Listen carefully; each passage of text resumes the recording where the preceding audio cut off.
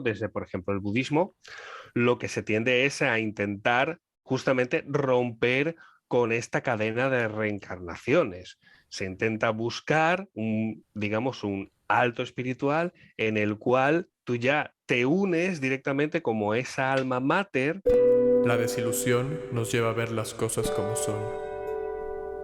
Siento desilusionarte. Este podcast te va a desilusionar. Hola, bienvenidos a Siento desilusionarte. Hoy estamos con un invitado muy especial, Álvaro Trujillo de Psicoblogs. Bienvenido, Álvaro. Álvaro es un creador de contenido excelente contenido, que si no lo han visto, por favor vayan a checar su canal de YouTube. Y bueno, bienvenido, Álvaro. Hoy vamos a hablar de dos temas que pueden ser controversiales para mucha gente, ¿no?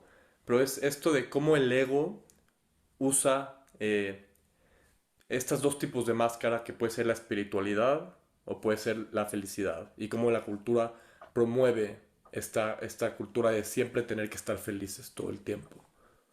Y pues, ahora sí que, primero que nada, me gustaría empezar preguntándote, pues, ¿qué es el ego, no? ¿Por qué el ego usa este tipo de máscaras? ¿Qué es el ego en general? Para la gente que no lo sabe. Es una buena pregunta, porque es que el ego en sí puede tener muchas definiciones como tal, ¿no? Ya no solamente lo que es la propia definición que puede venir desde la propia filosofía, sino también la propia definición que se daba también desde el propio psicoanálisis y en sí el desarrollo que ha tenido desde la propia definición psicoanalítica, ¿no? Bueno, para que no nos perdamos mucho, el ego en sí, desde el propio psicoanálisis, también es equivalente a hablar del yo, básicamente, ¿no? El ego es el yo. ¿Vale?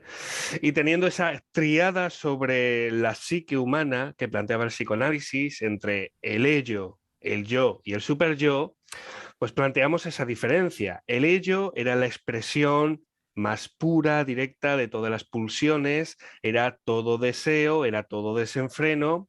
El superyo, todo lo contrario, era toda la interiorización que hemos hecho a lo largo de toda nuestra vida de las normas sociales, de las normas domésticas, y actúa como una especie de restrictivo constante sobre todos los deseos que estamos teniendo, y el yo solamente es como una especie de intermediario, que de hecho es como esa parte más consciente de nosotros.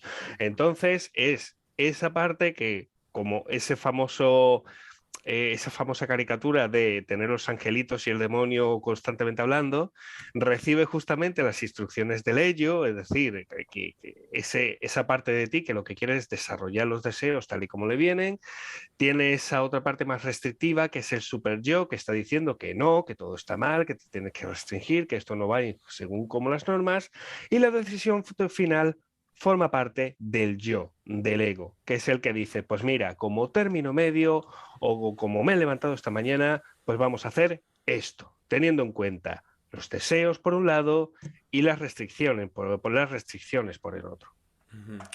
Desde ese punto de vista, podemos entender el ego como esa parte más consciente de lo que somos nosotros mismos, ¿vale?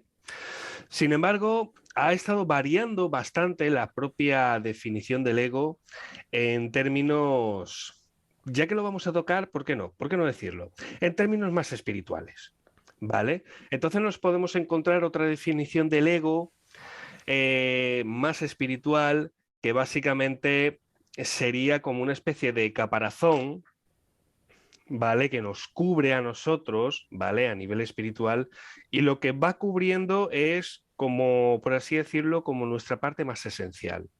Nosotros nacemos siendo puramente esencia, ¿vale? Desde ciertas corrientes espirituales, nacemos siendo puramente esencia, ¿vale? Siendo como nuestra parte como más salvaje, más auténtica de nosotros mismos. Pero claro, el hecho de tenernos que exponer al mundo, a las variables, a la propia sociedad y a la gente, esa esencia se ve en peligro, está constantemente amenazada. Entonces se va creando como una coraza externa, una especie de escudo, y justamente ese escudo es lo que denominamos el ego, ¿vale?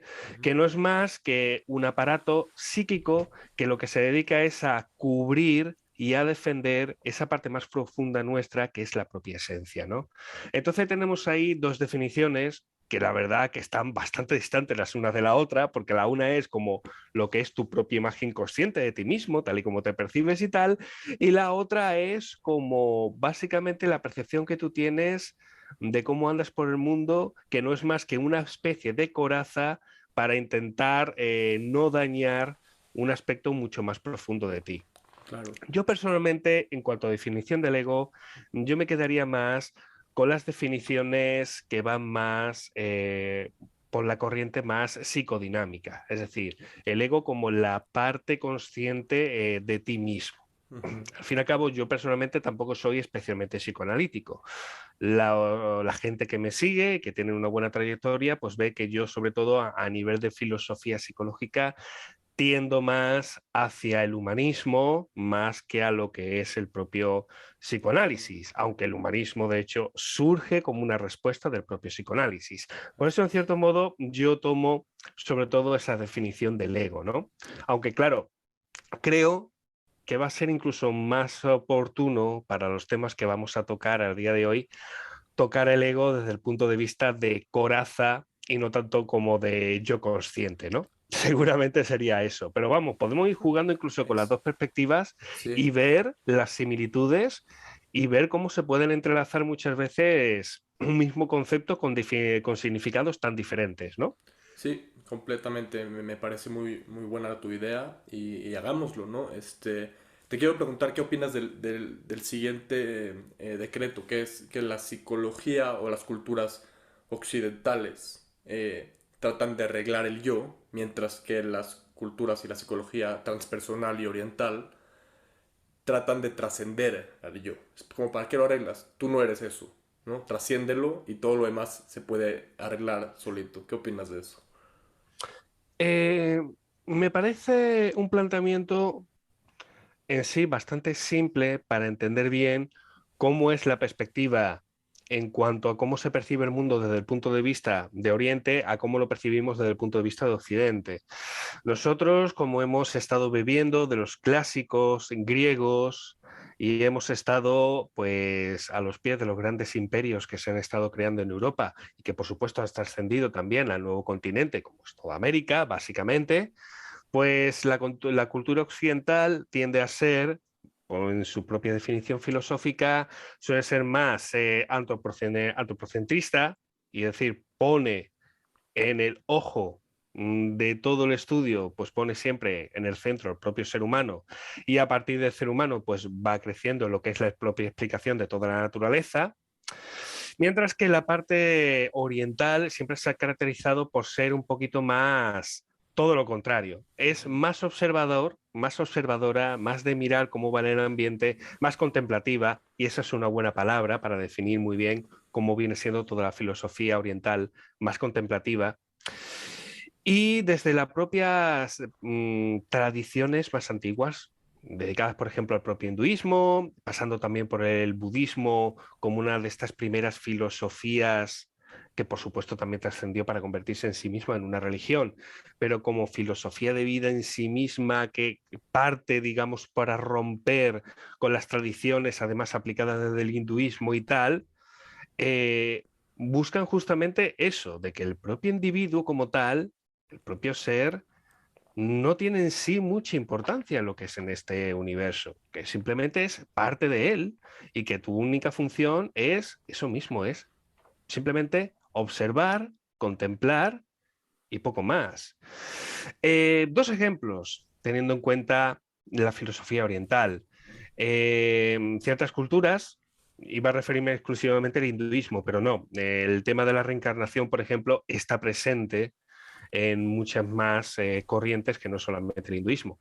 Pero cuando se habla de reencarnarte, es decir, de que tú trasciendes y te conviertes en otro ser completamente diferente al ser humano, como puede ser cualquier otro animal, puede ser alguna otra planta, y que esto es, digamos, como un reflejo de la vida anterior que has tenido, no es más que una prueba de, digamos, la importancia que se le suele dar muchas veces al propio sentido de la vida desde estas corrientes, al punto de que tienes una especie de elemento, llámalo karma, como llámalo como sea, una especie de balanza que después se va a traducir perfectamente sobre la Tierra, no sobre un más allá. Sin embargo, desde, por ejemplo, el budismo, lo que se tiende es a intentar justamente romper con esta cadena de reencarnaciones. Se intenta buscar digamos, un alto espiritual en el cual tú ya te unes directamente como esa alma mater o con ese universo que ya de por sí que trasciende, en Con la el cual fuente. ya no necesitas trascender de esa manera. Tú ya no necesitas reencarnarte. ¿Por qué? Porque ya te has encontrado por sí mismo con la esencia misma de tu propio ser, que es, pues bueno, la energía cósmica, el cosmos, como quieras llamarlo, el propio universo, ¿no?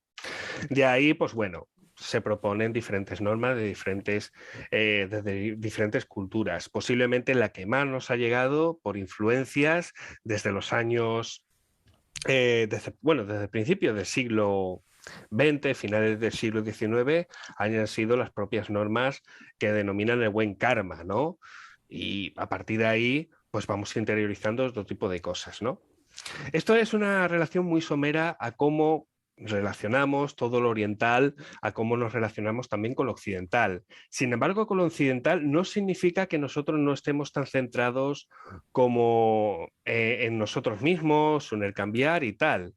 También ha habido corrientes filosóficas muy importantes, además, y que además a día de hoy están volviendo a tener muchísima más importancia, que existen este tipo de corrientes filosóficas que se dedican a hacer un poco este ejercicio de contemplación y este ejercicio de aceptación de las cosas tal y como vienen.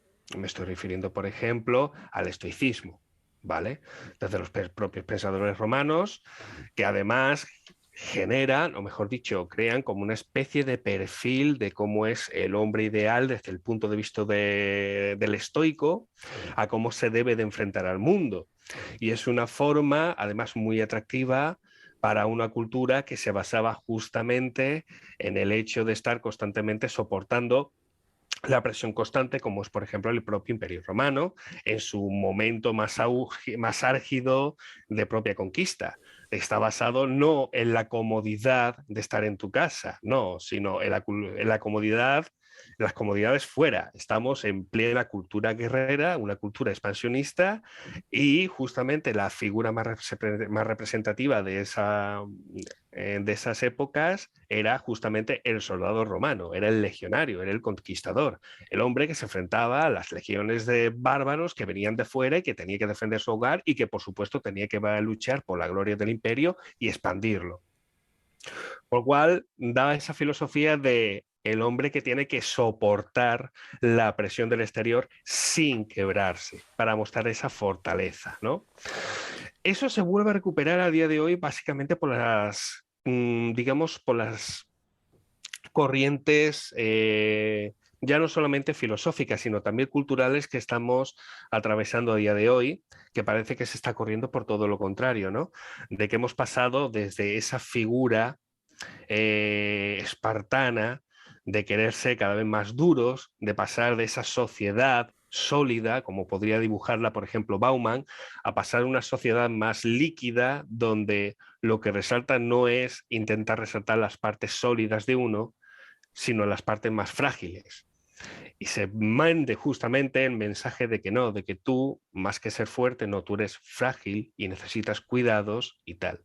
Que en cierto modo sí tiene una parte bastante positiva, porque sí, somos frágiles, no somos indestructibles y nuestro destino en el mundo no es ser Rambo, en absoluto. Pero por otra parte, también está esa parte negativa de que se ha impuesto justamente el mensaje de que eres frágil, cuando en realidad no eres ni invencible ni eres frágil. Eres otro concepto que de hecho a lo mejor si quieres me puedes preguntar sobre él, pero no lo voy a decir. Pues si quieres a lo mejor mencionar otro tipo de cosas, pero existen. Entonces sí, tenemos esa distinción en que desde la parte de Oriente nos viene esa sensación contemplativa de que nuestro propósito en el mundo es eso, es observar, ¿vale? Y ver cómo vienen las cosas y tal y como vienen las cosas, pues adaptarnos sobre ello.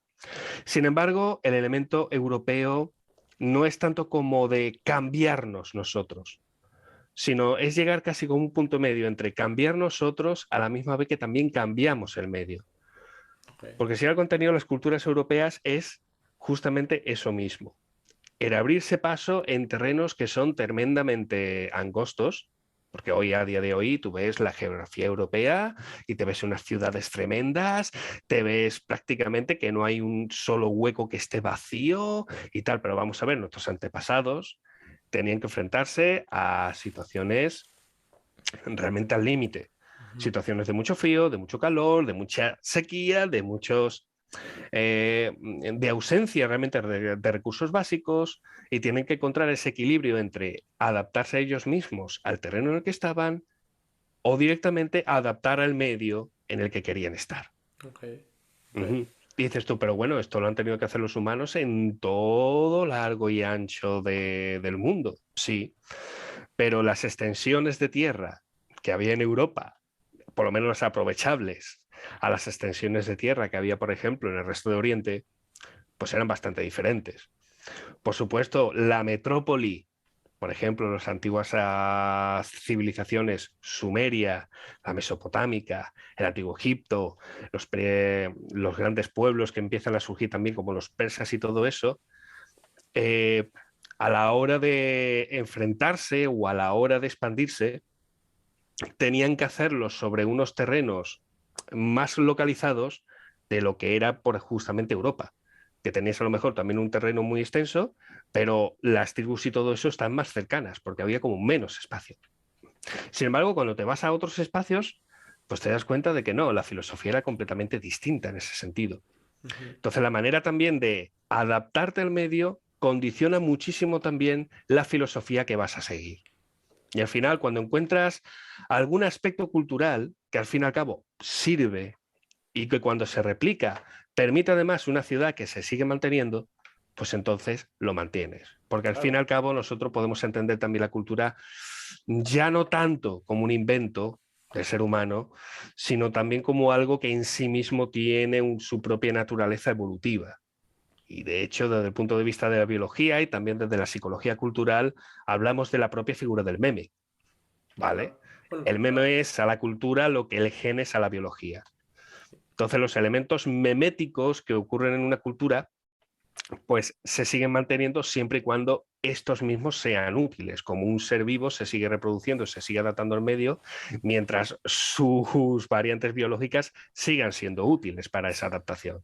es que al final las culturas están, queramos o no, hechas por lenguaje y el lenguaje es cambiante, ¿no? Entonces, por lo tanto, la cultura también, ¿no? Es cambiante porque la finalidad de todo y de todos siempre es la adaptabilidad.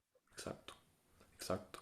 Y aquí O quiero sea, entrarle un poco más a esto que dijiste hace unos momentos de no somos fuertes, no somos frágiles, sino que somos otro concepto. Y sí. antes de entrarle a este otro concepto, me gustaría también preguntarte, ¿y no es necesidad del ego mismo identificarse con soy esto o soy esto o soy esto? O sea, en realidad, Eso, ¿podemos ser un concepto realmente o es una función del ego el identificarme con, tan siquiera con mi nombre, con Gabriel, ¿sabes? más allá de hablar, por ejemplo, de un ego, es más bien hablar del propio concepto de identidad, Ujú. más que del propio ego. Porque la identidad en sí misma es una construcción que nosotros hacemos de nosotros mismos y son también una serie de relatos coherentes que nosotros formamos sobre nosotros mismos. Que esto es algo de lo que no se suele hablar.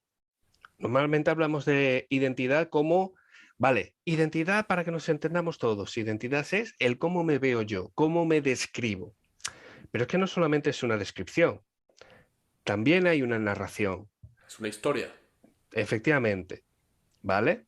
Y es una historia que se forma de dos maneras, ¿vale? Yo siempre digo lo mismo y es, tú eres tú porque existen los demás y tú eres tú porque tienes memoria. Por lo cual, cuando juntas una cosa con la otra, ahí es donde nace tu identidad, ¿vale? Cuando tú interaccionas con tu propia cultura, con tus propias costumbres y con tu propia gente, empiezas a hacer las comparaciones y empiezas a percibirte, por un lado, que eres distinto como individuo al resto de la gente, pero por otra parte, eres igual a que ellos en cuanto que perteneces a unos grupos y a unas comunidades concretas. Justamente de cómo desarrollas eso, empiezas a desarrollar tu identidad, tanto individual como grupal, y ambas van de la mano. Es decir, no es que una venga primero o que otra venga después, no. ¿Vale? Entonces, así como formas.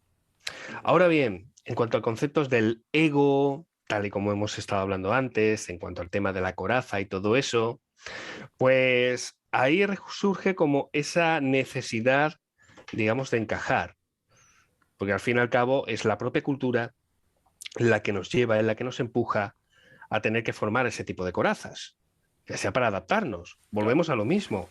La finalidad última de todo siempre es la adaptabilidad. No hay otros, digamos, otras influencias caprichosas ni nada por el estilo. El fin último es adaptarnos, ¿vale? Vale. Ya después vienen otras historias que lo quieran contar, pero el fin último es adaptarnos. Entonces, desde un punto de vista espiritual, efectivamente, pues el ego surge justamente como una necesidad de adaptabilidad a las exigencias de una cultura en concreto. Por supuesto, Exacto. no te vas a definir igual, como tú, Gabriel, siendo de México, creo que quieres, ¿no? Correcto. Siendo de México, que yo, Álvaro, siendo de España, o yo qué sé, Pepito de los Palotes siendo argentino o de Perú. O sea, han vivido realidades completamente diferentes. Sí, y bueno, aquí ¿Mm? me llega el pensamiento de Descartes de primero pienso y luego existo, ¿no? Y Sí, a mí me viene incluso el pensamiento de Ortega y Gasset. Yo soy yo y mis circunstancias. sí.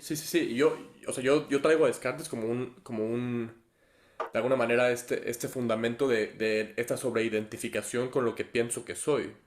Este, me hace mucho más sentido yo y mis circunstancias. Y también suena algo lacaniano, ¿no? También como soy a partir del otro, del gran otro, ¿no?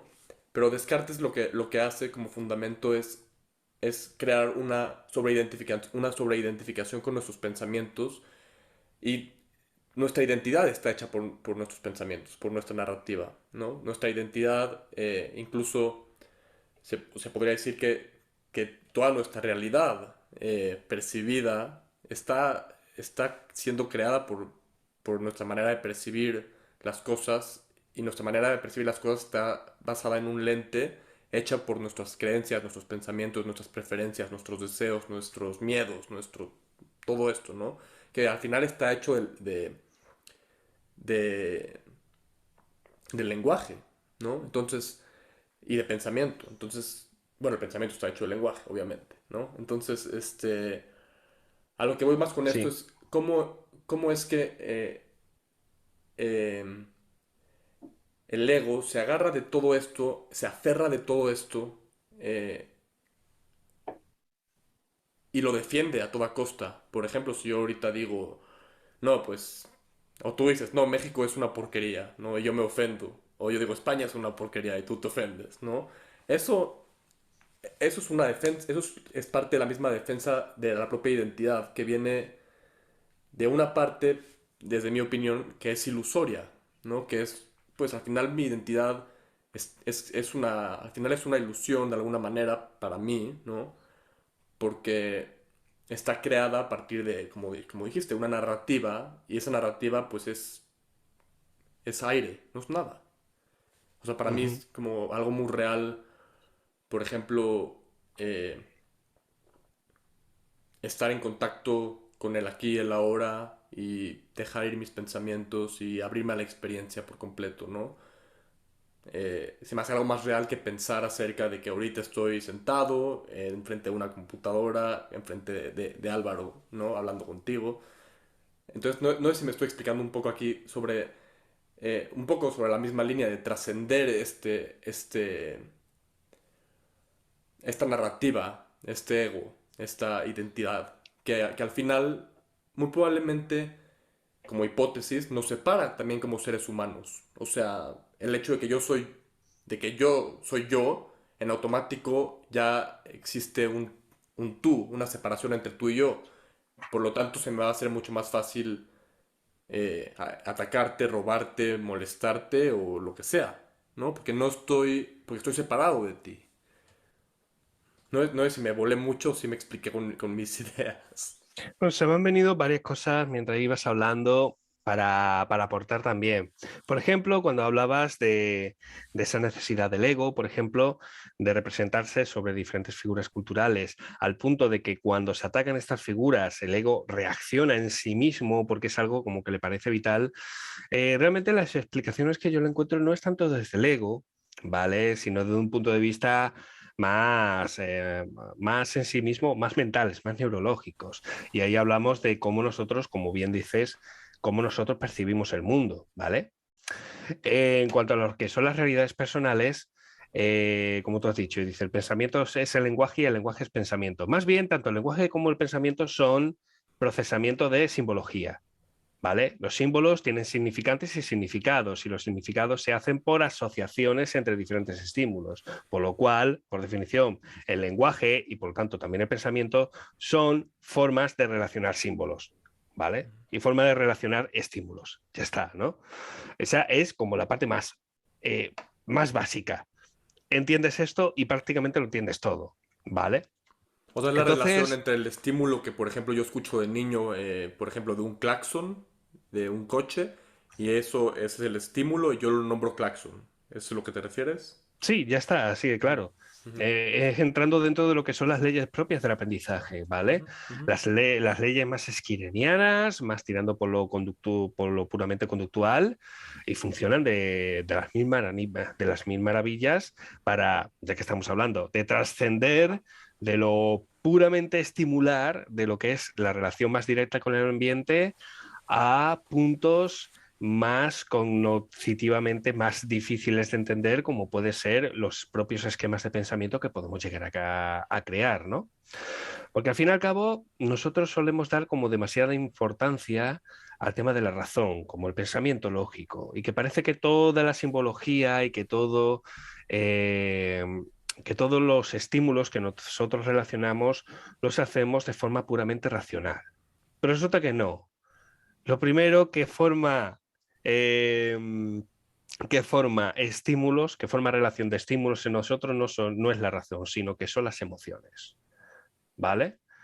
Como bien dices, tú puedes relacionar el sonido del pito de un coche con un claxon, ¿vale? Pero si un día vas andando por la calle y escuchas un claxon, te giras y te ves a un coche viniendo para toda velocidad, al punto de que te asustas y te tiras para atrás, para la acera, la próxima vez que escuches un claxon, no lo vas a asociar solamente con claxon, sino que lo vas a asociar con un estado emocional muy concreto, que es el miedo, y la próxima vez seguramente cada vez que escuches un claxon, pegue ese respingo, y ¿vale? eso es muy importante lo que acabas de decir, porque cuántas cosas, cuántos significantes, significados no tenemos ya asociados con una emoción eh, ya interna, ¿no? Ya asociada con esto, ¿no? Eh, y, incluso cómo podemos de alguna manera estar viviendo alguna situación que en sí no tiene por qué tener ninguna carga emocional y nosotros por nuestra historia, por nuestra memoria, ¿no?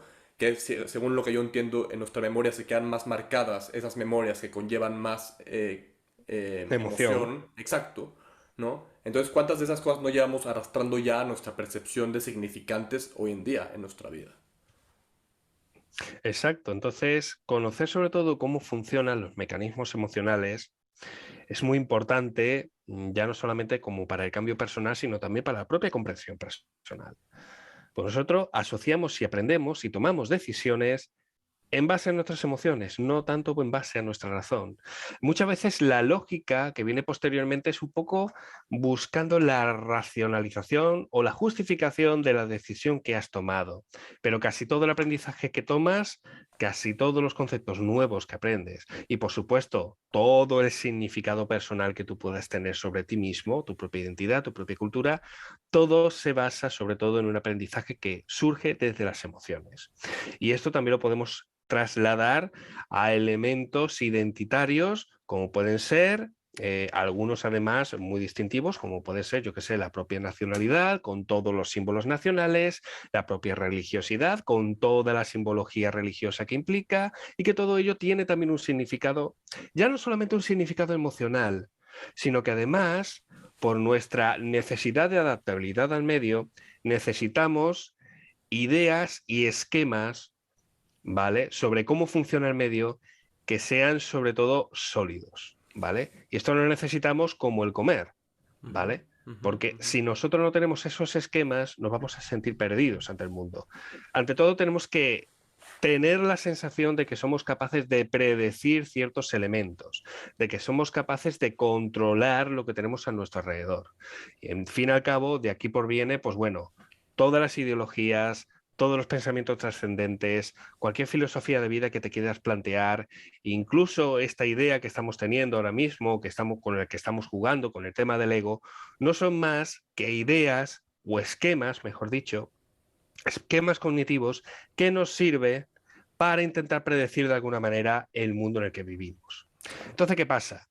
Si en algún momento atacan directamente a alguno de estos esquemas de ideas que forman como la base de lo que nosotros pensamos que es lo mínimo que necesitamos como para subsistir, ¿vale? Por supuesto vamos a tener una reacción emocional muy fuerte en contra, como un estado de defensa, que era lo que tú hablabas justamente antes. Entonces, si por ejemplo yo digo, nada, que todos los mexicanos sois todos unos, nada, sois todos unos mentecatos, sois todos unos incultos, sois todos unos tal, sois todo tal, claro, tú te vas a sentir afectado. Pues estoy atacando justamente a un símbolo que para ti es signo de identidad, que es el hecho de ser mexicano. Y ahora, por ejemplo, yo qué sé, me puedo meter, pues bueno, yo qué sé, los burritos que hacéis pues son asquerosos, ¿sabes? La cocina mexicana es asquerosa. Entonces me estoy metiendo con otro símbolo tan claro como puede ser la propia cocina mexicana, que también forma parte de esa propia identidad. Entonces estoy atacando elementos que tienen un arraigo emocional muy fuerte y que hace que efectivamente la gente responda como tal para intentar defenderlo. Y ya no es solamente una construcción tuya, sino que es también una construcción grupal. Porque al fin y al cabo, cuando nos movemos en grupos, las comunidades en sí, estos grupos grandes que interaccionan entre ellos, también interiorizan este tipo de símbolos como parte importante, aunque no hayan contribuido a lo mejor directamente a lo que es la construcción propia de lo que hoy entendemos como la nacionalidad de México, Claro. que no hayan peleado a lo mejor en la guerra de independencia o que no hayan firmado el Tratado de, pero son mexicanos porque han nacido en México, tienen tradiciones mexicanas, se les ha transmitido esos valores, se les ha transmitido la importancia de esos valores y por lo tanto ellos los siguen defendiendo. E igualmente yo puedo hablar de vuestro sentido de ser mexicano, que puede ser el sentido de ser argentino o el sentido de ser español o el sentido de ser alemán, Es ¿vale? que Con todas sus historias, tanto con sus aciertos como los errores, es, ¿vale? Ambas cosas son muy importantes. es, Entonces, en cuanto al tema del ego, relacionado también como esa separación que tenemos entre los propios individuos, es curioso porque resulta que con la digitalización de los medios estamos cada vez más conectados en cuanto a nivel digital, pero por otra parte también estamos más aislados porque al igual que interactuamos a través de una pantalla, podemos hacer otro tipo de cosas a través de una pantalla que al final y al cabo es algo frío, es algo artificial, no es directo, y yo me podría permitir el lujo de sentirme protegido por la distancia o por la frialdad del aparato para hacer ciertas cosas. Como por ejemplo insultar a los mexicanos, así de pronto, ¿vale? Yo puedo insultarlos libremente porque yo estoy aquí, no me va a venir ningún mexicano a partirme la cara, así de claro. Entonces lo puedo hacer con toda la frialdad del mundo. Entonces, esta distancia de la frialdad de la red también implica una distancia psicológica. Y esta distancia psicológica con el resto de la gente, a través de lo que son las redes, que se supone que es algo que también nos une, también hace que empecemos a tener menos empatía y que empecemos a presentar incluso menos comprensión por el otro. Claro está, antes cuando tú tenías una comprensión más directa de lo que es el contacto del uno con el otro, tenías más pistas en cuanto al tema del lenguaje corporal, de cómo reaccionaba, de cómo te hablaba el otro, de cómo sentía y de cómo pensaba.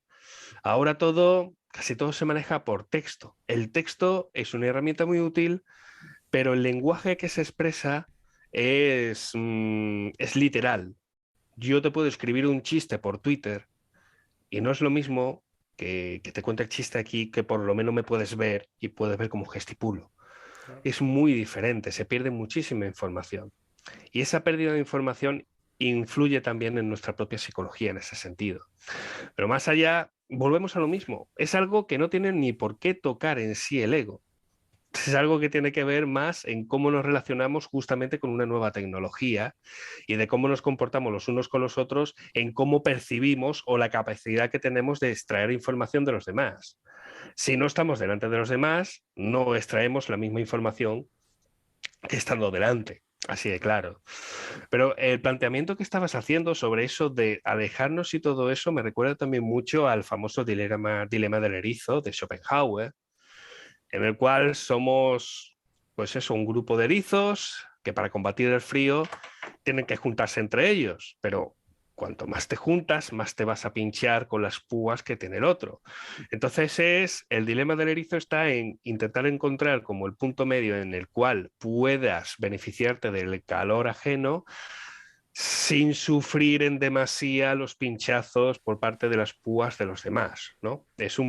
Digamos, es un dilema que lo planteaba desde el punto de vista de eso, de muchas veces esa separación psicológica que tenemos entre los demás y de cómo nos interrelacionamos con los otros al punto de que efectivamente esa interacción se traduce también en sufrimiento. Claro.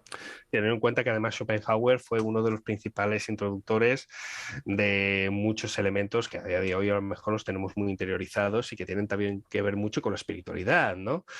Schopenhauer hablaba de la voluntad y de hecho es uno de los principales exponentes de la filosofía alemana del voluntarismo, ¿vale? En cuanto a aquello que realmente piensas, como por fuerza de voluntad, puedes llegar a incluso a realizarlo, ¿no?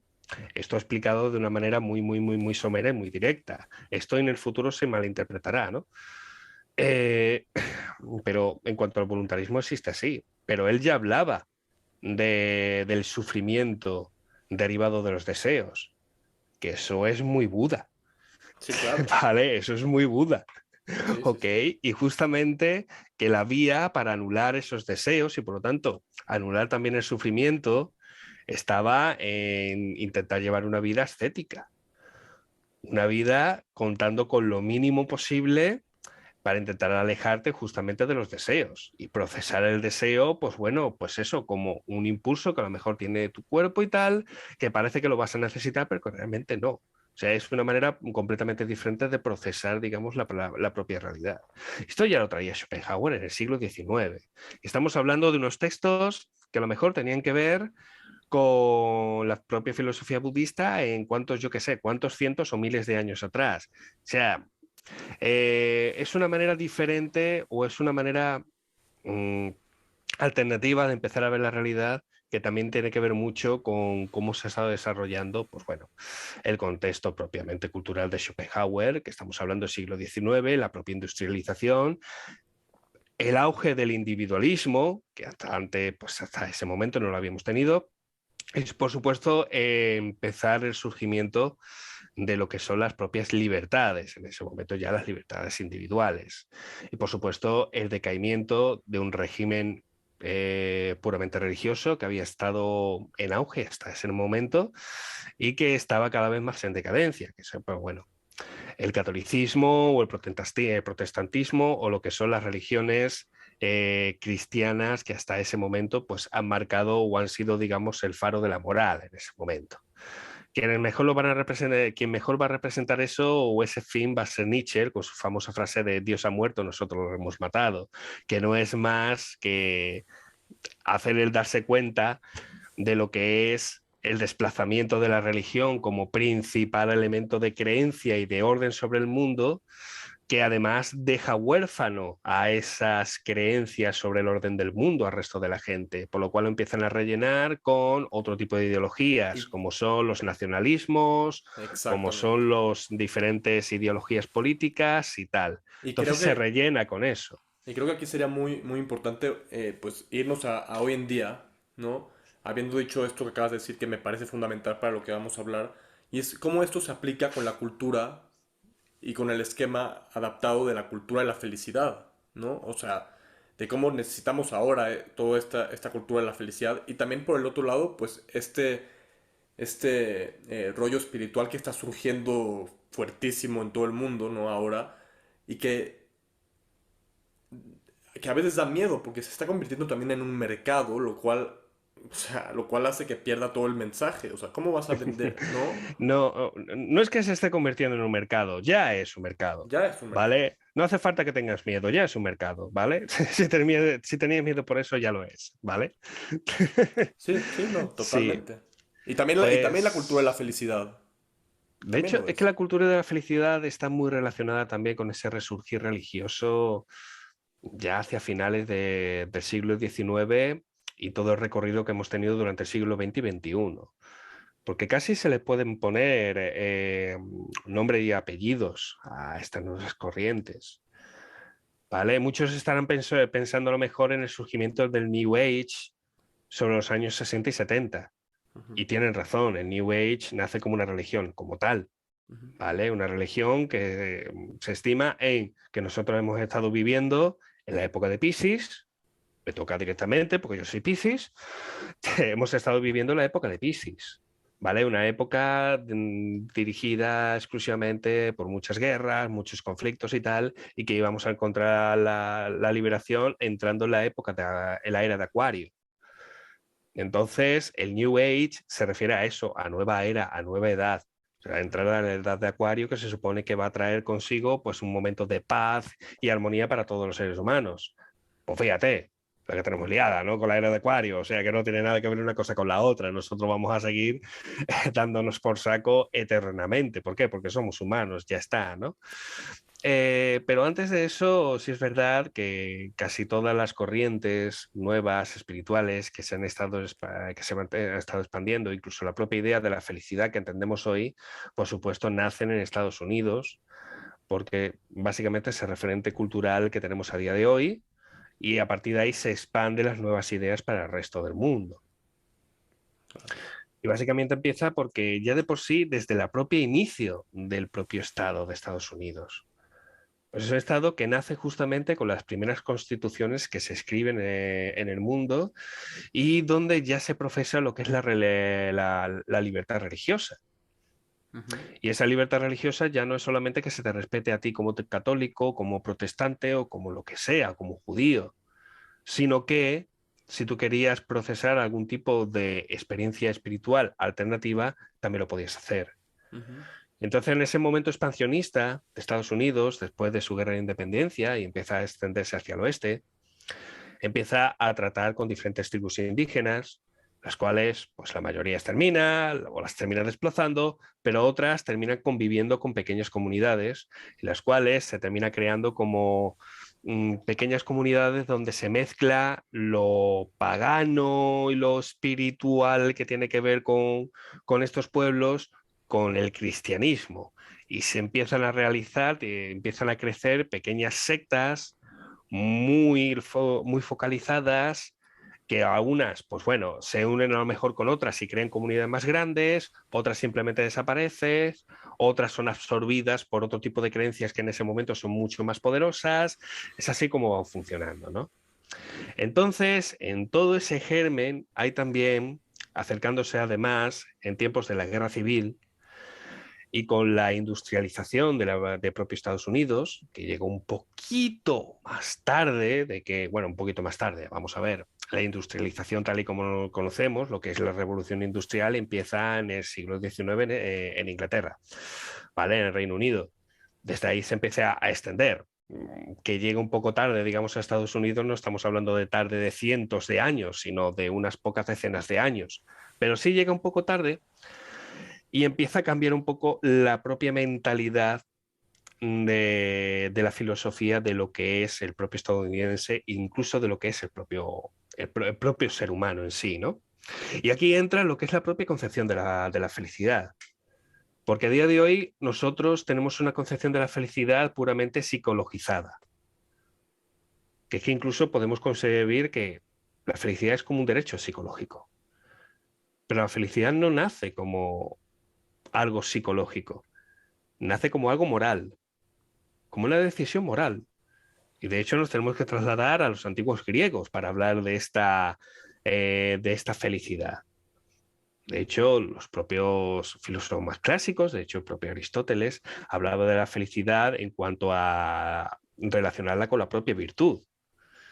¿vale? Él hablaba de que la virtud estaba en el término medio, encarándose justamente por el hecho de saber encarar lo que son los propios deseos hedonistas con las propias obligaciones o el saber controlar estos deseos. De hecho, ya se definían dos tipos de felicidad en ese sentido. La hedónica, la que todo el mundo conocemos, ¿vale? De alcanzar el placer y disminuir el dolor, y la eudaimonia, que es básicamente como atrasar lo máximo que se pueda esos placeres para que así se sientan más intensos cuando se vayan a alcanzar. Es Correcto. decir, una, Un una, sacrificio. sí, una cosa así, no tanto sacrificio, ¿vale? Sino más bien una aceptación más estoica de cómo recibir ciertos premios, Ok. ¿vale? Por lo cual ahí tenemos ya la definición desde del hedonismo, de hacerte con el máximo de placer y el mínimo de dolor en el mínimo tiempo posible, y también tenemos ese desplazamiento por la eudaimonia, y de ahí se entendía desde la época de los griegos. En Estados Unidos se vuelve a aplicar estas reflexiones sobre la felicidad y ya deja de ser una posición moral para convertirse en una posición política. El hombre feliz en Estados Unidos no es el hombre que pueda acceder a todos los bienes y a todos los caprichos, no. El hombre feliz en Estados Unidos es aquel que se dedica a desarrollar su trabajo, a desarrollar su familia, a desarrollar relaciones con el resto de la gente, y en cierto modo es el que ayuda a establecer esa nueva mecánica de la filosofía liberal que se está estableciendo en ese momento en Estados Unidos. En otras palabras, el valor general del estadounidense es aquel que va a favor de las políticas que en ese momento se están estableciendo. Con lo cual deja de ser una posición moral a convertirse en una posición política la felicidad.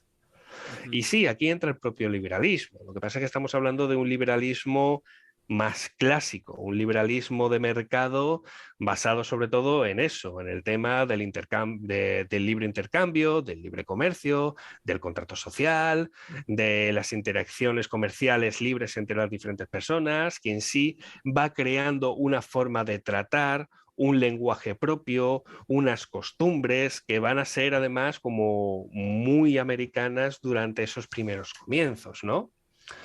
Sin embargo, todo eso cambia con la industrialización, porque ya no estamos hablando de una manufactura puramente artesanal y con unas, digamos, con una demanda limitada.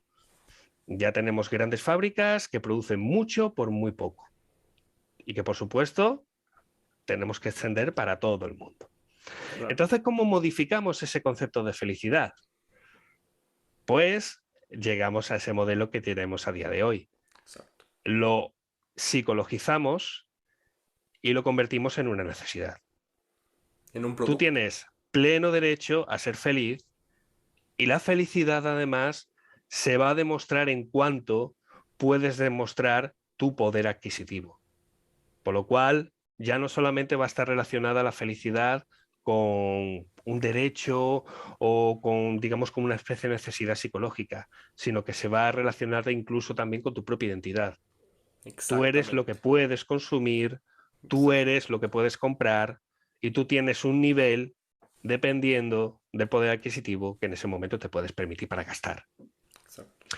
Entonces hemos pasado de una posición de la moral como una moral, de la felicidad como una posición moral, a una felicidad basada exclusivamente en la propia necesidad. Y esto también tiene mucho que ver por cómo se plantea el mercado a día de hoy.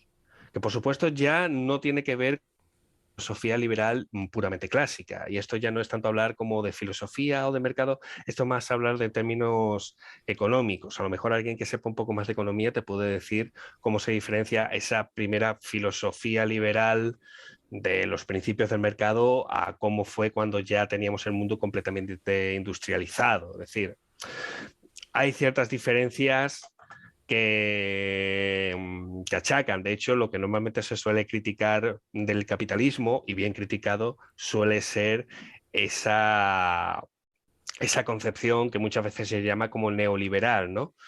Del tema del gastar por gastar, una economía basada justamente en el consumo, no en la producción, como antes lo queríamos plantear, y como está basado en el consumo, el principal planteamiento que estás haciendo no es buscar que el cliente quede satisfecho, sino todo lo contrario, sino que el cliente siempre se quede como satisfecho a medias.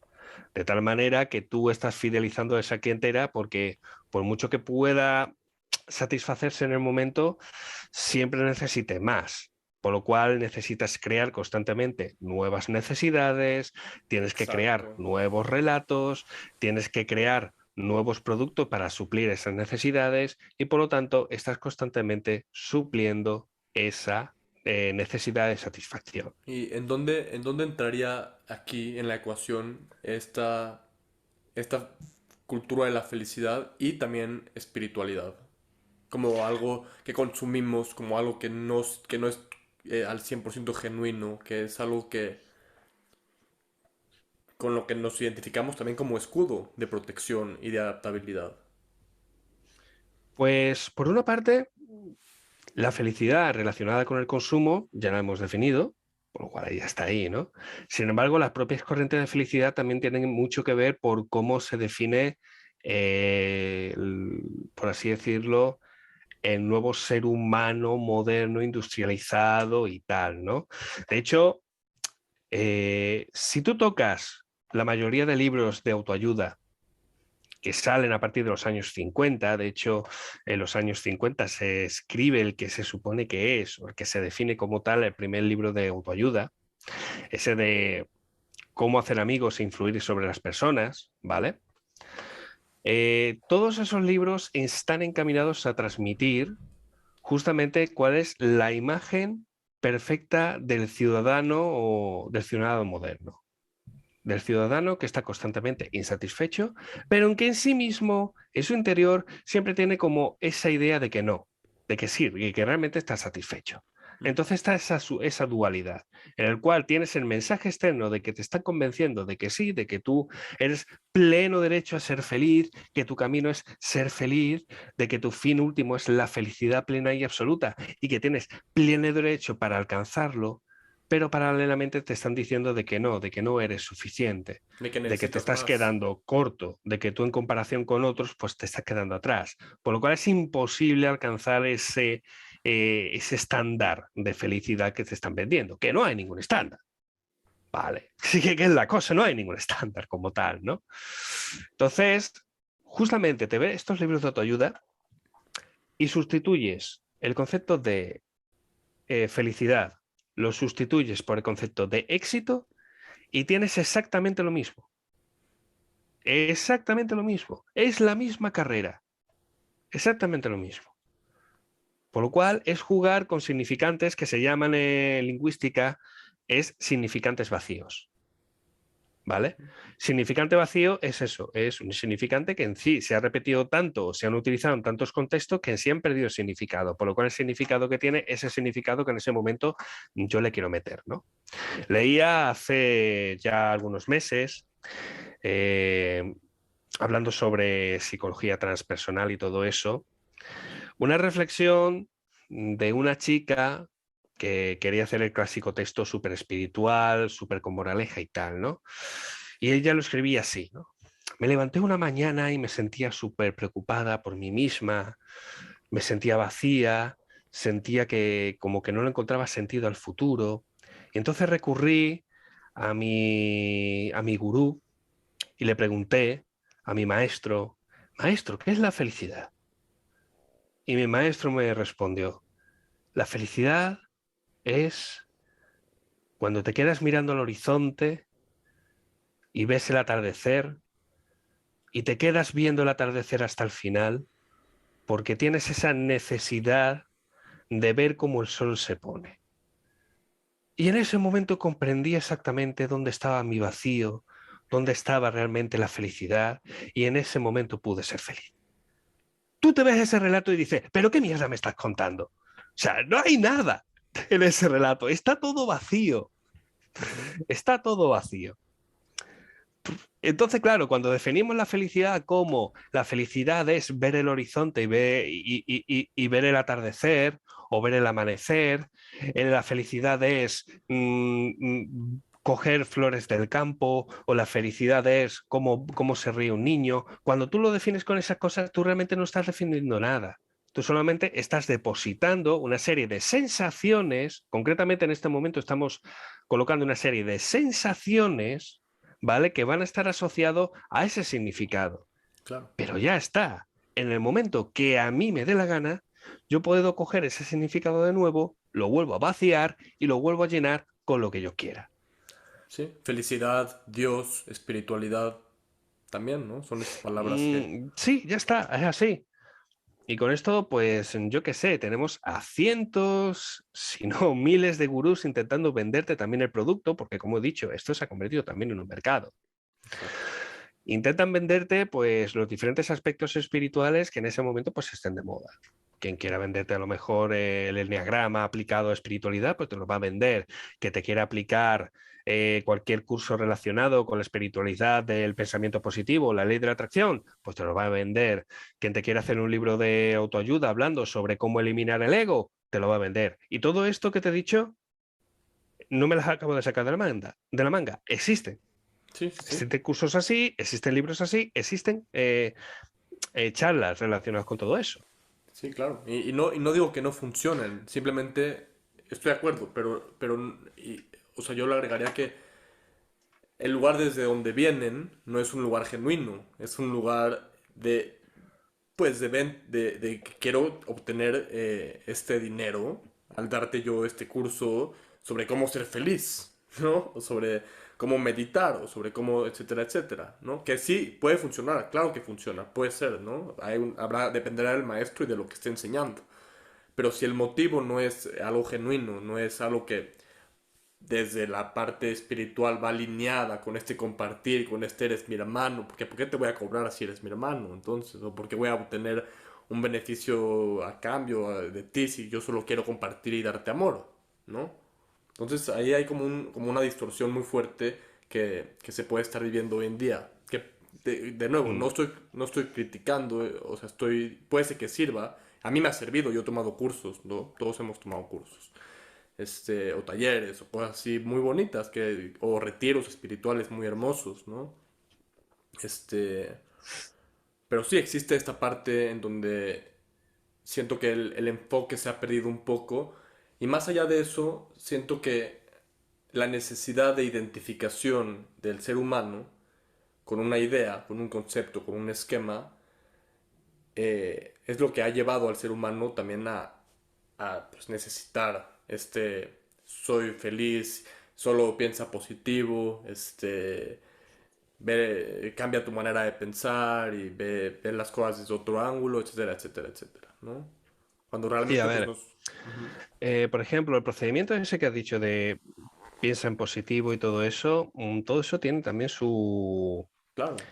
su inicio espiritual, ¿vale? Y de hecho fue la figura de Thomas Kirby, que es al que hoy aclaramos como los iniciantes de lo que hoy conocemos como la ley de la atracción, Ujú. ¿vale? Y de hecho solamente lo que hacía era seguir una corriente espiritual que en ese momento en Estados Unidos era bastante importante, que era el trascendentalismo, y le añade una nueva norma. Y el trascendentalismo lo que decía, digamos, entre sus principales doctrinas era que la realidad como tal, o sea, tú no la percibías como es, sino que tú percibías solamente una parte de la realidad, ¿vale? Y que esa realidad además, pues bueno, dependía mucho de la percepción que tú tenías sobre tal. Ujú. Thomas Kirby lo que añadió fue ya no solamente de que exista una realidad, pero esa realidad tú no puedes acceder completamente, sino que todo depende de la percepción, sino que además añadió que si tú cambias la percepción, puedes cambiar la realidad, al punto incluso de que si yo quiero cambiar la percepción de la realidad física, puedo cambiar la realidad física. Sí. Y eso es una pantomima, eso no se puede hacer. Claro, ¿Vale? la física cuántica y el experimento de la doble rendija. Sí, sí, pero es que eso es un mal entendimiento del experimento de la rendija. Cuando te lo explica un físico especializado en física cuántica, te das cuenta de que no tiene nada que ver con el tema espiritual ni con el tema Observación, de la conciencia. observación ni nada por el estilo. Es un problema de medición, puramente instrumental. Y ya está. Solamente que el problema es que no hemos desarrollado todavía un instrumento de medición que pueda medir el elemento cuántico, porque lo cuántico no se rige por las leyes de la física natural, de la física clásica. Entonces, si Claro. tú estás midiendo con un instrumento que ya de por sí está creado con elementos dentro de la física clásica y lo introduces dentro de un campo cuántico, ¿qué te está midiendo eso? ¿Te está midiendo velocidad? ¿Te está midiendo posición? ¿Te está midiendo... ¿Qué te está midiendo? Solamente te puede medir una cosa a la vez, o solamente te puede medir una serie de elementos a la vez, pero no te puede medir exactamente qué es lo que están haciendo esos elementos cuánticos ahí. Entonces, ahí es donde está el problema del experimento de la rejilla. Lo que pasa que si le queremos hacer una traducción metafísica para aplicarlo con esto, pues ya tenemos el bombo. O sea, aplicar el tema de la física cuántica a todos estos elementos espirituales es la bomba. Es el mejor punto que tú puedes hacer para vender todo este tipo de ideas. Primero, porque para empezar, no tienes ni por qué basarte en toda la física cuántica que se conoce, solamente lo que te interesa. Y segundo, te vas a referir a una mayoría de la gente la cual no conoce del todo ese campo de la física cuántica, porque ni siquiera los propios físicos cuánticos se ponen de acuerdo en muchísimas cosas, están Ujú, todavía discutiendo sobre eso. Es ujú. un campo de debate muy amplio, para los propios físicos puede ser súper emocionante, ¿vale? Pero son los físicos los que saben cuáles son los principios que se están manejando. Si yo quiero traspasar todo eso y darle un sentido espiritual y todo eso, pues realmente lo que estoy creando es una relación perversa entre, en este momento, la física cuántica y elementos espirituales que, como hemos dicho, no son más que relatos y relaciones entre estímulos que hemos creado solamente porque necesitamos una serie de bases para eso, para tener una predicción del mundo. Ya está. Para fundamentar nuestras ideas, ¿no? Lo cual Ahí está. sucede Es así, ¿no? en nuestra vida. O sea, yo voy a buscar todo lo que me confirme mi propia creencia sobre algo. En Ujú. toda la vida. O sea, es el sesgo, ¿no? Digo, y habrá gente que pueda estar de acuerdo o no con lo que dijiste, pero bueno, aquí es muy válido aquí tu punto de vista y bueno, porque mi audiencia, pues, a ver qué comenten aquí lo que opinen, ¿no? De todo esto. Pero es increíble este punto de vista que acabas de decir, porque es cierto en gran medida este sesgo de autoconfirmación que los seres humanos buscamos, tenemos, ¿no? Es que, a ver, no es ya no solamente fundamental. Es que, queramos o no, vamos a seguir siendo seres espirituales por esa misma necesidad que tenemos. No es porque seamos ni más especiales ni nada por el estilo, sino porque tenemos una necesidad y resulta que en esa propia simbología espiritual encontramos satisfacción para ello. Nos permite adaptarnos, volvemos a lo mismo. El fundamento de todo esto es la adaptación final. No tiene otra chicha, ¿no? Y de hecho, justamente, y mirando también sobre la filosofía puramente humanista, y que además también se relaciona mucho por cómo se hace terapia, por ejemplo, desde lo puramente cognitivo-conductual, muchas veces el hecho de cambiar un pensamiento o de modificar, digamos, una creencia, no es que cambie para nada la realidad de la persona, es en absoluto. No es que cambie la realidad. Lo que cambia, digamos, es el peso emocional, como dijimos antes, lo que cambia es el peso emocional que tienen ciertas ideas. Por lo cual te permite en ese momento desbloquearte y te permite seguir aprendiendo a un ritmo normal. Porque si ante una idea tú te excitas demasiado al punto de que llegas a un nivel de ansiedad tan grande que no eres capaz de pensar nada más, pues dime tú cómo vas a romper por ti mismo ese ciclo. Tú no puedes hacerlo. Claro. Entonces muchas veces se defiende que eso, de que por ejemplo desde la propia ley de la atracción o desde el punto de vista del pensamiento positivo, lo que hace es eso mismo pero con mucho menos esfuerzo. Y no es así. Cuando te dicen que el tema del pensamiento positivo, normalmente se te dice que cuando tú piensas en positivo, tú estás cambiando la realidad directamente. Cosa que no es así, que no es falso, que es falso. Ujú. Al punto de que si tú se lo repites a alguien, puede llegar a ser incluso perjudicial para esa persona.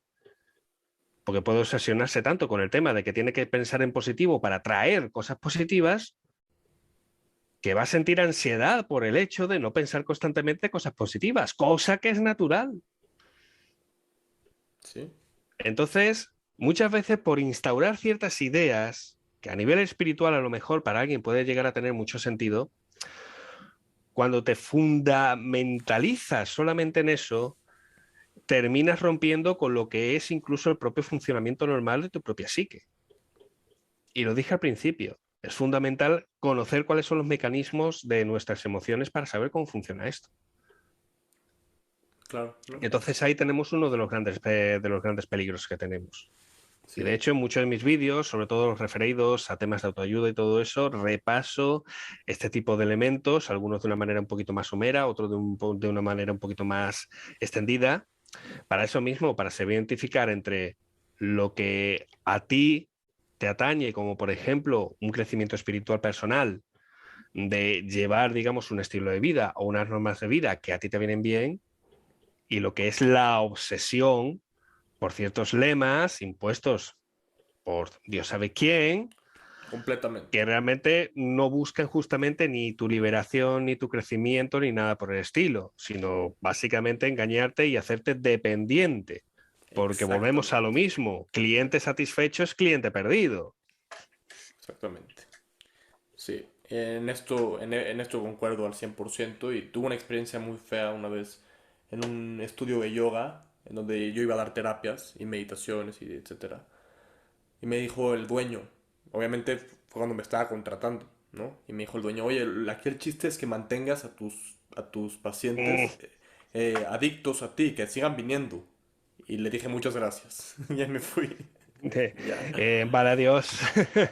Bueno, Me vale, lo dijo, adiós. pero me lo No, dijo no, abiertamente, me lo dijo abiertamente, o sea, me lo pidió. Eso claro. yo no me cupo en la cabeza, o sea, no. Claro, a ti no te cabía la cabeza porque tú, por ejemplo, eh, los elementos espirituales que tienes son personales y tú crees que, por ejemplo, a ti personalmente a lo mejor te han servido por experiencias personales y tal. Y tú los mantienes así. Y tú, por ejemplo, eres perfectamente capaz de aceptar que tu vecino pues tenga otro esquema completamente diferente. Incluso en un momento dado os sentáis y empezáis a compartir y como que te extiende un poquito más en cuanto a tu propia filosofía personal. Correcto. En este tipo de sentidos, no, se convierte en un negocio. Entonces tú tienes que hacer todo lo posible por aferrarte a la gente. Exactamente. Es la mecánica misma que se sigue dentro de las sectas coercitivas, es lo mismo que se manejan dentro de ciertos elementos de mercado. Ujú. Buscar la insatisfacción para crear una dependencia y así nunca despegarte del cliente. O mejor dicho, que el cliente nunca se despegue de ti. Sí, es algo muy perverso, como dijiste tú, ¿no? También. Y bueno, antes de terminar esto que ya estamos aterrizando, me gustaría hacerte dos preguntas. Una que fue algo que me llamó mucho la atención, que dijiste hace unos momentos ya en la entrevista. Nos vamos a seguir atacando porque somos seres humanos. Algo así dijiste. No sé si dijiste atacando o algo de saco, no sé Nos qué vamos a dijiste. seguir dando por saco. Eso, Sí, que es eso. lo mismo, nos vamos a seguir atacando, nos vamos a seguir uniendo, nos vamos a seguir separando y nos seguiremos odiando y amando. ¿Por qué? Porque Eso somos seres humanos. me gustaría que amplíes un poco más a qué te refieres, o sea, qué es que seamos seres humanos y por qué eso nos va a mantener alejados.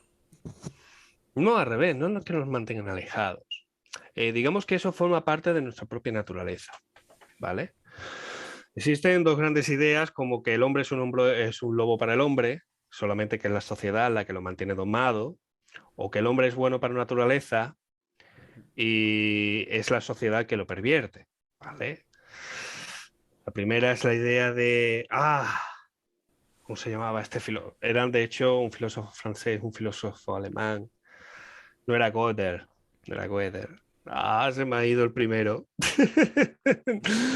Pero el segundo es Rousseau, es Rousseau. De hecho, es una idea muy rusoniana que incluso ha llegado a inspirar a muchos pensadores políticos de izquierda. Es decir, casi todo el pensamiento de la nueva izquierda se basa en sus fundamentos en la idea de Rousseau de que el hombre es bueno por Bueno, naturaleza, ¿no? ujú, Pero yo ni creo en una cosa ni en otra. Yo creo de que el hombre es, como he dicho, yo soy yo en mis circunstancias. El ser humano en sí es un ser que debe de aceptar, de adaptarse al medio para sobrevivir, para adaptarse, para prosperar, para trascender, y para todo ello pues va a hacer todo lo que sea necesario para ello. Una de las primeras cosas que he aprendido del ser humano, que lo ha tenido interiorizado de prácticamente su inicio de ser humano, es el saber que tiene que sobrevivir en grupo, que tiene que vivir en comunidad. Y otra gran realidad del ser humano es que, independientemente del grupo, es un ser individual. Es un ser que se puede desarrollar por sí mismo. Entonces, ese equilibrio entre lo social y lo individual, lo que llamaba, de hecho, el sociólogo... Joder, qué espeso estoy con los nombres, en serio. Normalmente suelo tener ciertos datos y los tengo ahí tirados, pero Está estaba bien. hablando del Homo duplex, ¿vale? Y que hablaba justamente de eso, de la emocionalidad individual y de la emocionalidad colectiva, al punto de que somos seres que, por lo general, andamos de manera individual y que nos separamos del resto, pero que cuando hace falta somos capaces de crear un superorganismo muy bien cohesionado, capaz de sobreponerse sobre otros grupos o sobreponerse incluso a diferentes desafíos de la naturaleza. Ok, Entonces, no es tanto como de que eso nos separa o nos une. El ser humano igual ama, que igual odia, es traicionero, ya, pero se puede aprender muchísimo de él. ya. Hay individuos que son muy sabios e individuos que deciden ser unos ignorantes toda su vida. Y en sí mismo, por esa naturaleza individual, es imposible encontrar un elemento puramente homogéneo. O sea, el ser humano es heterogéneo como tal, en Claro. todas sus conductas, en todas sus costumbres. Ya aquí podemos reflexionar sobre el tema del libre albedrío y tal, pero bueno, más allá del libre albedrío, nosotros somos una combinación entre lo que es nuestra propia genética, las condiciones ambientales en las que crecemos y en un momento dado también las decisiones que hacemos en cuanto a esa genética y esas circunstancias personales, ¿no? Entonces tenemos todavía ahí ese rango de libertades que podemos incluso modificar, porque de hecho pensamos como psicólogos de que podemos modificar el comportamiento de las personas para que así se puedan adaptar mejor al ambiente, sin tener por qué modificar el ambiente para que la persona en sí pueda modificarse. Y eso es justamente porque creemos en que es capaz de tomar otro tipo de decisiones y que es capaz de modificar toda esa parte aprendida. Sí, Volvemos a lo 100%. mismo, casi todo lo estoy resumiendo a un campo puramente conductual de las leyes del aprendizaje, pero es que cuando estamos hablando del ser humano más básico, estamos hablando de eso también, claro que sí, y es la base de todo. Ok, me parece muy, muy interesante este punto de vista y, y estoy seguro que va a resonar con muchas personas que escuchen y con muchas otras no, pero ese es el chiste, ¿no? Creo que lo dijiste hace rato. Es poder expandir mi punto de vista, poder expandir, aprender y integrar lo que me sirve y desechar lo que no me sirve, ¿no? Desde el punto de vista personal, individual y ya, ¿no?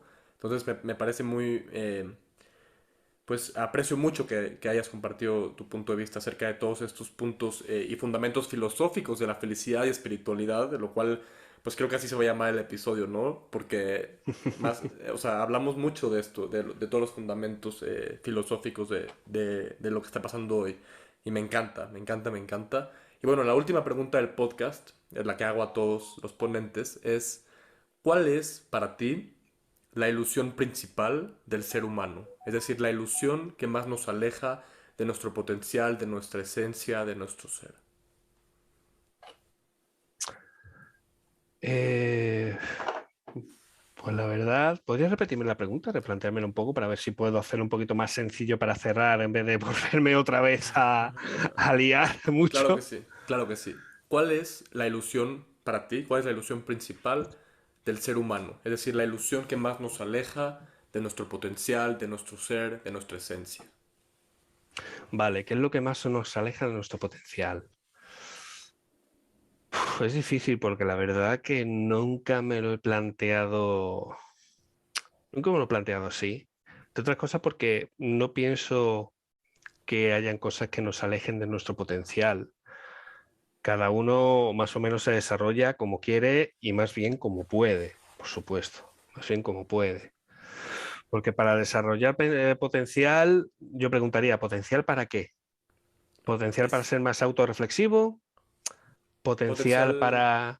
potencial para ser más sabio? ¿Potencial para ser más ejecutivo? ¿Potencial para ser físicamente más fuerte o físicamente más resistente? ¿Potencial para qué? Porque hay muchos campos de potencialidad donde se puede dirigir uno, ¿no? Y creo que ya está ahí la respuesta. Creo que el principal límite está justamente en muchas veces lo poco que nos podemos llegar a conocer a nosotros mismos. Ok. Porque he dicho, vamos a ver, es muy fácil vender la idea de haz mi curso y sabrás desarrollar tu máximo potencial. Pero yo cada vez que veo eso, y son cursos reales también, yo cada vez que lo veo, la primera duda que se me viene es, ¿pero potencial sobre qué? Ujú. ¿Potencial sobre qué? Porque, yo qué sé, es tu potencial sobre los negocios. Vale, sí, pero es que el ser humano no es todo negocios. O las personas no son todo negocios. Que sí, que puedo aprender técnicas de comercio y tal, vale, sí, pero no es todo negocio. Ujú. Tu potencial sobre inteligencia espacial. Ya, pero es que hay muchas maneras más de seguir definiendo la propia inteligencia, más allá de lo espacial.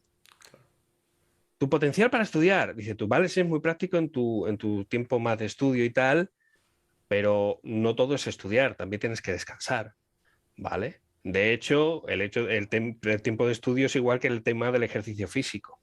Es trabajo, descanso y alimentación. Ujú. Entonces, vale, sí, pero entonces el tema del potencial. Para empezar, hay que encontrar que cada uno, a ver cuál es el potencial que mejor le da. Y muchas veces el potencial se encuentra a poco que empiezas a ver y empiezas a conocerte a ti mismo. Y eso es algo que se tarda, bueno, primero es un trabajo de toda la vida y es algo que va intrínsecamente también relacionado con el tema de la madurez. Bueno, hay algunos, no te voy a engañar, hay algunos que tienen más ventajas que otros, ¿vale? Yo he hecho ejercicios de meditación trabajando con el silencio, con otros compañeros, incluso en la propia facultad. Y en el ejercicio solamente constaba en quedarte sentado en una posición, pues, cómoda, más o menos cómoda, con los ojos cerrados.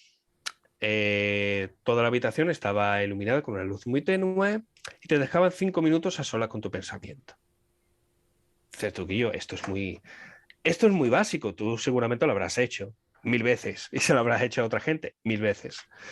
Y me sorprendió muchísimo porque cuando terminamos, se encendieron las luces y el profesor nos preguntó, la mayoría de la gente dijo que se sintió muy angustiada. Ok. La mayoría de la gente se sintió muy angustiada porque sintió como pensamientos así a 1000 por hora por la cabeza. Se sintieron muy angustiados durante esos 5 minutos solamente de silencio. Interesante. 5 minutos de silencio. Y yo cuando me quedé, digo yo, pues tío, esto es súper relajante.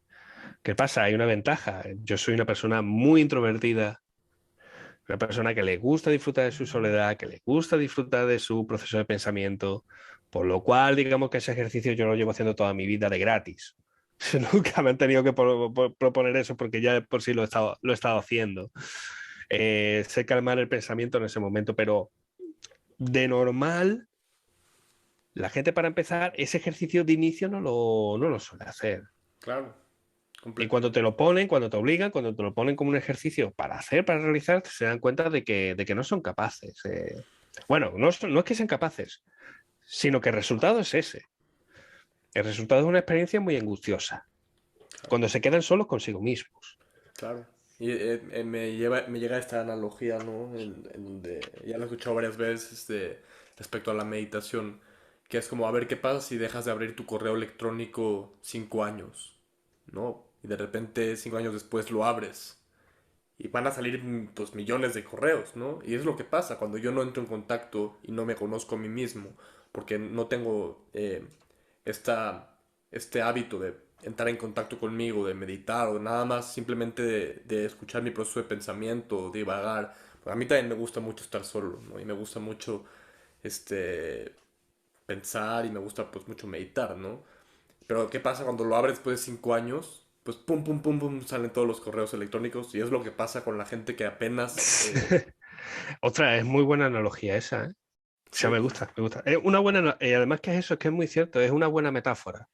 sí, Es una buena metáfora, sí, sí, sí, sí. exactamente. Sí, muy, muy buena, muy buena, muy buena. Pues ahí Me la quedo, te felicito, me la quedo. te la doy. Y bueno, Sí, ha estado muy bien. muchas gracias por tu tiempo, por compartir con mi audiencia tu punto de vista acerca de esto, que me parece muy interesante.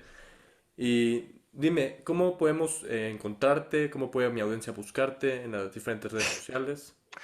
Vale, pues mira, me acabo de acordar del nombre del sociólogo que estaba buscando antes, Durkheim, ¿vale? Vale, Durkheim perfecto. hablando del Homo duplex. O sea, así es como funciona mi cabeza. Cuando dejo de buscar, entonces Así es, cuando así llegan es. los nombres. Durkheim.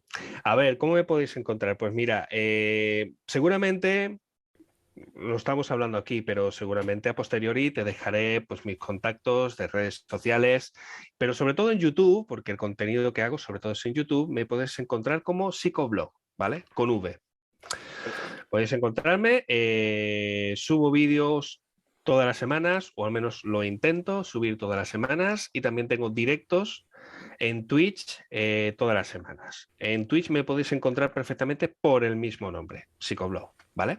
Y el resto de las redes sociales, lo dicho, pues te dejaré los contactos y Sí, seguramente los tendrás en los enlaces y todo en la eso. descripción, exactamente. Yo Ujú. pongo todo en la descripción. Y bueno, cualquier duda, ganas de participar en el podcast, comentarios, no duden en buscarme en @cientodesilusionarte en Instagram o en cientodesilusionarte@gmail.com. Ya saben que siempre hago lo posible para contestar todos los mensajes. Muchas gracias por escuchar. Muchas gracias Álvaro por estar aquí y por compartir tu punto de vista con todos nosotros. Gracias, gracias. Te lo agradezco a ti porque la verdad que ha sido una charla muy agradable. Y nada, para el resto del público, lo que hayan estado hasta el final, pues os lo agradezco también. Y ya está, a seguir aprendiendo con Siento Desilusionarte. Así es. Muchas gracias.